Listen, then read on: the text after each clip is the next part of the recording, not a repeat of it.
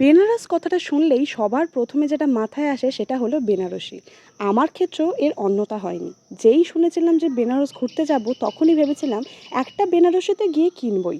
আর কিনি না কিনি দোকানে বেনারসি একটু হাত দিয়ে দেখব যে এখানের সাথে কী পার্থক্য। বিশ্বাস করো, এখানে যে শাড়িগুলো 4-5 হাজার টাকা চায়, ওখানে 2 হাজারের মধ্যে তার থেকেও বেটার কোয়ালিটির শাড়ি তোমরা পাবে।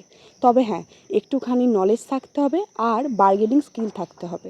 আর যেতে হবে প্রপার ম্যানুফ্যাকচারার, মানে যেখানে শাড়ি তৈরি হয় এরকম ফ্যাক্টরি থেকে কিনতে। তবেই কিন্তু তোমরা হোলসেল প্রাইসে কিনতে পারবে। আর এই বেনারসের বেনারসি নিয়েই রয়েছে একটা বিশাল বড় স্ক্যাম। হ্যাঁ, এই স্ক্যামে আমিও ফেসে গিয়েছিলাম। কিন্তু ওই যে রাখে হরি তো মারেকে, স্বয়ং কাশী বিশ্বনাথের কাছে পুজো দিয়ে বেরিয়ে যদি কেউ ভাবে এই ভক্তকে ঠকাবে, তাহলে তো সেটা হয় না। ভগবান ভক্তের পাশে সবসময় থাকে। তাই আমি তো মনে করি যে ভগবানই আমাকে বাঁচিয়ে নিয়েছে। এই স্ক্যামটা কীরকম বা কত বড় বিপদ থেকে আমি বেঁচেছি সেটার জন্য নিচে ক্লিক করো, ডিটেল ভিডিও আমি দিয়েছি। সেখানে আমি সমস্ত ধরনের ইনফরমেশান শেয়ার করেছি, আমার ওখানে যাওয়া, থাকা, খাওয়া, ইচ অ্যান্ড এভরিথিং।